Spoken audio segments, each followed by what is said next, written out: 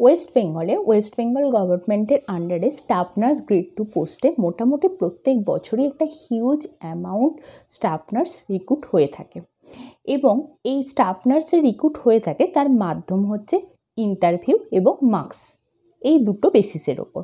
তো বেশিরভাগ স্টুডেন্টেরই দাবি থাকে যে এই ইন্টারভিউ এবং মার্কস বেসিসে না করে যদি রিটেন এক্সামিনেশন হয় তাহলে আরও বেশি কোয়ালিফাইড নার্সিং স্টুডেন্টরা চাকরি পেতে পারে। তো আজকে আমরা এই বিষয় নিয়েই কথা বলবো এবং রিসেন্ট কিছু ডেভেলপমেন্ট নিয়ে কথা বলবো যেটাতে এই এক্সামিনেশন সিস্টেমের অদূর ভবিষ্যতে কিছু চেঞ্জ হলেও হতে পারে। তো সেইগুলোই আমরা এই ভিডিওতে ডিসকাস করব।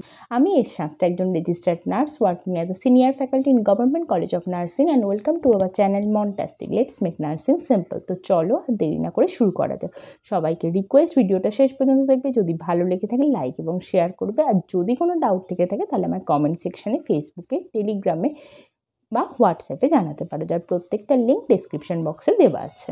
জানি যে তোমরা সবাই ওয়েট করে বসে আছো এই স্টাফ নার্স গ্রেড 2 পোস্টের রিক্রুটমেন্টের জন্য, কিন্তু এখনও পর্যন্ত কোনো রিক্রুটমেন্ট নোটিশ বের হয়নি এবং তোমরা সবাই জানো যে কেন বের হয়নি বা কেন ডিলে হচ্ছে। তো এই মুহূর্তে যা সিচুয়েশান সেই সিচুয়েশানে দাঁড়িয়ে এটা বলতে পারি যে একমাত্র ওয়েবসাইট ফলো করা ছাড়া আমাদের হাতে কিছু করার নেই। এবার চলে আসছি ডিরেক্টলি টপিকে, যেখানে শুধুমাত্র মার্কস এবং ইন্টারভিউয়ের বদলে রিটেন এক্সামিনেশন হওয়ার প্রবাবিলিটি কতটা রয়েছে। প্রত্যেকটা ভিডিওর মতোই এখানেও বলে রাখি যে এটা সম্পূর্ণ আমার পার্সোনাল প্রেডিকশান এবং সেই পার্সোনাল প্রেডিকশানটা কিছু রিসেন্ট অ্যাকশান দেখে আমার মনে হয়েছে এর সাথে অফিসিয়াল কোনো রিলেশন নেই। তোমরা জানোই এখনও পর্যন্ত হেলথ রিক্রুটমেন্ট বোর্ডে যেটা চলে আসে সেটা হচ্ছে মাধ্যমিক, এইচএস এবং নার্সিং বিএসসি বা জিএনএম এর মার্কসের ওপর ডিপেন্ড করে তোমাদের, এবং তার সাথে একটা ইন্টারভিউ কন্ডাক্ট করা হয় এবং টোটাল মার্কসের ওপর ডিপেন্ড করে তোমাদেরকে স্টাফ নার্স গ্রেড 2 মেরিট লিস্টে তোমাদের নাম থাকে। তো এই টোটাল যে সিস্টেমটা, এতগুলো মার্কস, এই মার্কস এবং ইন্টারভিউ এখানেই হচ্ছে বেশিরভাগ স্টুডেন্টদের একটা প্রবলেম থেকে থাকে যে কেন মার্কস বেসিসে হবে, যেখানে সমস্ত এক্সাম রিটেন এক্সাম হয় এবং রিটেন এক্সামে দেখা গেছে যে বেশি কোয়ালিফাইড নার্সকে রিক্রুট করা সম্ভব হয়। তাহলে এই সিস্টেমটা চেঞ্জ আনা দরকার।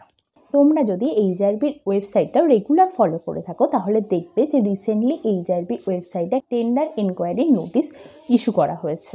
এই টেন্ডার নোটিফিকেশানে যেটা পড়ে যেটা বোঝা যাচ্ছে সেটা হচ্ছে একটা হেলথ রিক্রুটমেন্ট বোর্ডের আন্ডারে যে একটা পোস্ট, সেটা হচ্ছে ফেসিলিটি ম্যানেজার পোস্ট। আমার মনে হয় এই পোস্টটা সম্পর্কে তোমরা অবগত। সেই ফেসিলিটি ম্যানেজার পোস্টের জন্য একটা রিটেন এক্সামিনেশন কন্ডাক্ট করতে চাইছে, তাও আবার কম্পিউটার বেসড টেস্ট, এবং তার জন্যই এই টেন্ডার নোটিফিকেশানটা করা হয়েছে।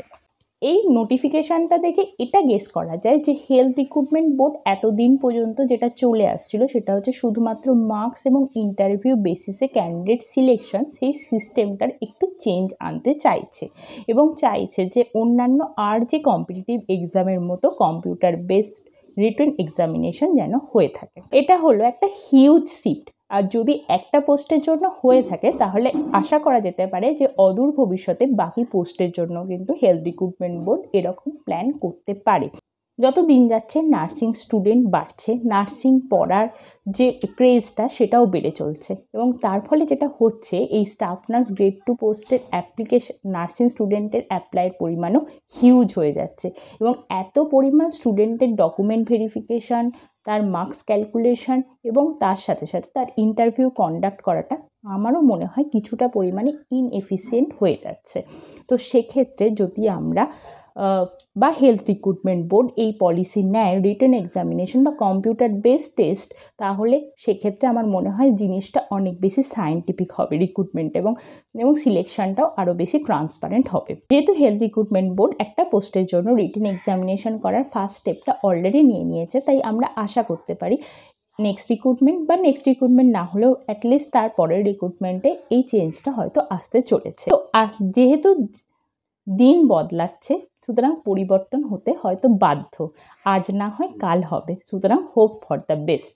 তো ওয়েট করো, অফিসিয়াল নোটিফিকেশনের জন্য ওয়েট করো এবং নিজেদেরকে প্রিপেয়ার করো। যেহেতু এখনও পর্যন্ত জানার নেই রিটেন এক্সামিনেশন হবে কি হবে না, তার জন্য পড়াশোনাটা কিন্তু চালিয়ে রাখো এবং এখনও পর্যন্ত হেলথ রিক্রুটমেন্ট বোর্ডের যা নিয়ম রয়েছে রিক্রুটমেন্টে সেই সমস্ত জিনিসগুলো তোমরা নিজেদের মধ্যে প্রিপেয়ার করতে শুরু করো। আজকের ভিডিওটা এই পর্যন্ত। সবাই সুস্থ থেকো, ভালো থেকো, থ্যাংক ইউ।